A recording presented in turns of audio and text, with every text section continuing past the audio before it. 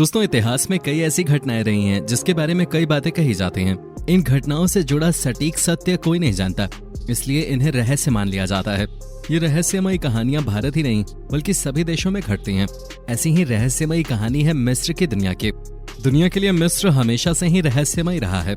यहाँ से जुड़ी कई कहानियों पर रिसर्च हो चुकी है, लेकिन फिर भी सटीक तौर पर कई कहानियों की सच्चाई का पता नहीं लग पाया है। और उन कहानियों में से एक कहानी ये भी है कि मिस्र की सभ्यता प्राचीन समय में आज के दौर से भी ज्यादा मॉडर्न थी, तो वो आखिर कैसे लुप्त हो गई। आज की वीडियो में हम आपको मिस्र और उसके पिरामिड्स में दफन उन रहस्यों के बारे में बताने जा रहे हैं जो आज हमारे प्लेनेट के पूरे इतिहास को ही चुनौती दे रहे हैं। दोस्तों, इस रहस्यमयी सफर की शुरुआत करने से पहले आपसे रिक्वेस्ट है कि हमारे चैनल को सब्सक्राइब करके साथ वाले बेल आइकन को जरूर ऑन कर लें।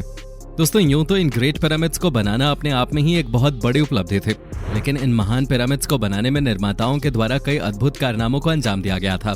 दोस्तों, सबसे पहले पिरामिड्स के निर्माताओं ने पिरामिड्स के बेस के लिए 6000 हेक्टेयर की पथरीली जमीन को काटकर समतल किया और पिरामिड्स को बनाने के लिए अलग अलग आकार के पत्थरों को जोड़ना शुरू किया। एक पत्थर का भार एक कार जितना था। कई ग्रेनाइट ब्लॉक्स को 500 मील से भी ज्यादा दूरी से लाया गया था और हर ब्लॉक का वजन 12 से 70 टन के बीच था। इन ब्लॉक्स को 210 फीट की ऊंचाई पे फिक्स किया गया था, जो कि आज के समय में भी असंभव लगता है। दोस्तों, पिरामिड्स के अंदर 3 चेंबर हैं जो कि गजब की बारीकी से बनाए गए हैं।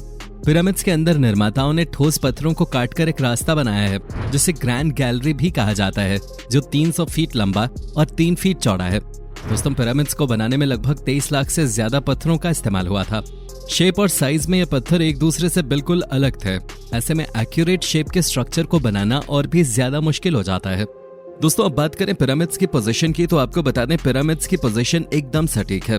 यह उत्तर दिशा में 1 डिग्री के 500वें हिस्से में स्थित है, जबकि ये तकनीक हमने हाल ही में सीखी है। हमने ऐसा करना 17वीं शताब्दी में सीखा था, जबकि मिस्रवासी हमसे हजारों साल पहले इस तकनीक का इस्तेमाल कर चुके हैं। हमारी इमारतें आज भी इतनी सटीक नहीं हैं जितने सटीक मिस्र के पिरामिड्स हैं। दोस्तों, ग्रेट पिरामिड्स की मजबूती का अंदाजा आप इसी बात से लगा सकते हैं। जब 12वीं सदी में कुर्दिश राजा अल अजीज और मिस्र के दूसरे अयूबिद सुल्तान ने गीजा के पिरामिड्स को नष्ट करने की कोशिश की थी, जिसके लिए उन्होंने अपनी पूरी सेना को पिरामिड्स को गिराने के काम पर लगा दिया था। लेकिन हजारों सैनिकों के दिन रात मेहनत के बावजूद वो पिरामिड्स को मामूली रूप से ही तोड़ पाए थे। इतिहासकार बताते हैं ऐसा इसलिए था कि पिरामिड्स बहुत ज्यादा मजबूत और अत्यधिक बड़े थे, जिसके बाद चाहकर भी कुर्दिश राजा अपने मंसूबों को पूरा नहीं कर सके। दोस्तों, भले ही वो अपने मंसूबों को पूरा नहीं कर सके, लेकिन उन्होंने पिरामिड्स को कुछ ऐसे दाग जरूर दे दिए जिन्हें आज भी पिरामिड्स पर देखा जा सकता है। दोस्तों, पिरामिड्स की वास्तव में 8 साइड्स हैं। आपको बता दें कि 4 साइड्स के मुकाबले 8 साइड्स के पिरामिड्स को बनाना और भी ज्यादा जटिल हो जाता है, लेकिन पिरामिड्स की 8 साइड्स एक स्पेशल एंगल से ही दिखाई देती हैं। दोस्तों, मिस्र वासियों ने पिरामिड्स को बहुत ही तेजी से बना लिया था। मिस्र के विशेषज्ञों का मानना है कि पिरामिड्स को बनाने में सिर्फ 23 साल ही लगे थे, लेकिन सोचने वाली बात तो यह है कि पिरामिड्स को बनाने में लगभग 23 लाख ब्लॉक्स का इस्तेमाल हुआ था। और अगर उन्होंने 12 घंटे के शिफ्ट में साल के 365 दिन भी काम किया होगा, तो उन्हें हर पत्थर को खदान से काटने, उठाने और उसे सही स्थान तक पहुंचाने में सिर्फ 2.5 मिनट का ही समय मिलेगा। दोस्तों, उस जमाने में मिस्र वासियों के पास न तो पहिए थे और न ही स्टील। ये जानकर हैरानी होती है कि पिरामिड्स को सिर्फ कॉपर की छेनियों, स्टोन हैमर और रस्सियों की सहायता से ही बनाया गया था। दोस्तों, कई विशेषज्ञों ने पिरामिड्स के आर्किटेक्चर पे बहुत ही ध्यान से अध्ययन किया। उन्होंने पाया कि पिरामिड्स की दीवारों के ब्लॉक्स को आपस में इतनी बारीकी से जोड़ा गया था कि उसमें एक रेजर ब्लेड भी नहीं जा सकता था। इसके अलावा पिरामिड्स में कुछ ब्लॉक्स को इस तरह फिक्स किया गया है कि उनकी शेप और साइज दीवार की दूसरी तरफ के ब्लॉक्स की हूबहू मिरर इमेज है। इस तरह की तकनीक के पीछे कोई ना कोई वजह जरूर थे। वास्तव में अगर आपको ऐसी इमारत बनानी है जो काफी मजबूत हो, तो उसे हेट्रोजेनस शेप में बनाना होता है, और पिरामिड्स के निर्माता इस तकनीक को भली भांति जानते थे। यानी कि 4000 साल पहले मिस्रवासी जानते थे कि भूकंप प्रतिरोधी इमारत कैसे बनाई जाती है। दोस्तों, प्राचीन मिस्र की लिपि को हिरोग्लिफ्स कहा जाता है, और इस इमेज में आप जो हिरोग्लिफ्स देख रहे हैं, ये अब तक के सबसे रहस्यमयी और विवादित हिरोग्लिफ्स हैं। इन तस्वीरों को देखने के बाद आप सोच रहे होंगे कि प्राचीन मिस्रवासियों के पास कोई ना कोई मॉडर्न टेक्नोलॉजी जरूर रही होगी, लेकिन ऐसा कुछ भी नहीं है। वास्तव में ये तस्वीर कोइंसिडेंस से बनी है। ये मिस्र के 2 फराओ सेती 1 और रामेसेस 2 के नाम हैं, जो आपस में मिल गए थे। जब इन्हें अलग किया गया तो ये तस्वीर सामने आ गई। मिस्र के विशेषज्ञों ने लक्जर टेम्पल में स्थित रामसेस 2 के स्टैच्यूज की बारीकी से जांच की, तो उन्होंने पाया कि इन स्टैच्यूज को बहुत ही अविश्वसनीय रूप से तराशा गया था। वहां पर इस तरह की 2 मूर्तियां हैं। जब इन दो मूर्तियों की पिक्चर को एक दूसरे के ऊपर रखा गया तब वैज्ञानिकों ने पाया कि ये दोनों मूर्तियां एक दूसरे की कार्बन कॉपी थी। ये मूर्तियां जियोमेट्रिकली परफेक्ट थीं। आज की आधुनिक तकनीक का इस्तेमाल करके भी ऐसी प्रतिमाएं बनाना नामुमकिन है, जबकि इन्हें 4000 साल पहले हाथों से बनाया गया था। दोस्तों, मिस्र अकेला ही ऐसा देश नहीं है जहां इस तरह की वास्तुकला देखी गई है। दुनिया में ऐसी 9 जगहें हैं जहां बिल्कुल मिस्र जैसी वास्तुकला का इस्तेमाल हुआ है।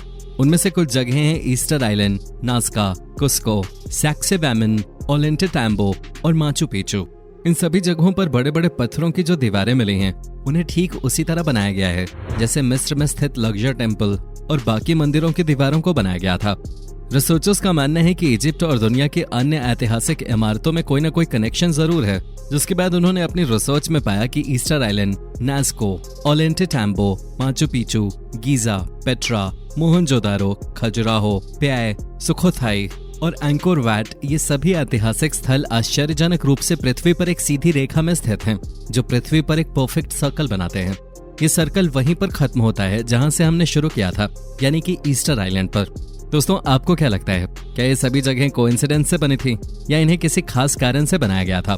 वास्तव में प्राचीन मिस्रवासी पिरामिड्स के जरिए पृथ्वी के एक बेहद ही जटिल सेलेस्टियल स्फीयर यानी कि खगोलीय चक्र को दिखाना चाहते थे। पिरामिड्स अंतरिक्ष में मौजूद तारामंडलों की एक खास स्थिति के अनुसार बनाए गए थे।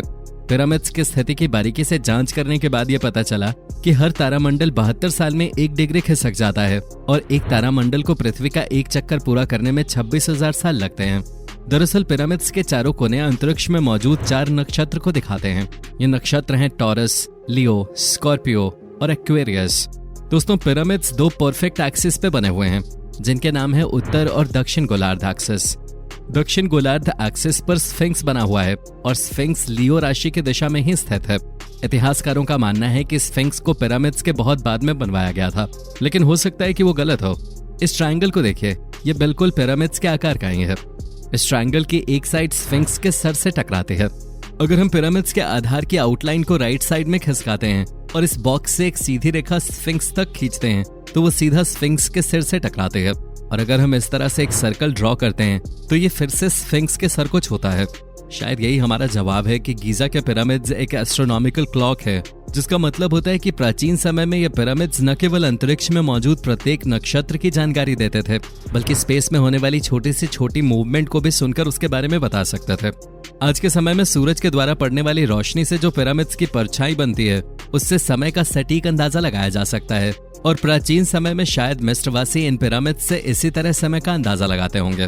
दोस्तों, ये तो बात रही पिरामिड्स के रहस्यमयी वास्तुकला की, लेकिन 2014 में ही आर्कियोलॉजिस्ट को इजिप्ट की वादी अल जरफ की गुफाओं में 4500 साल पुराना पेपरस मिला, जिस पर हाईलाइटेड लिपि लिखी हुई थी। पुराने समय में इसी मटेरियल से कागज बनाया जाता था और उसी पर लिखा जाता था। यह अब तक का पाया गया सबसे पुराना पेपरस है।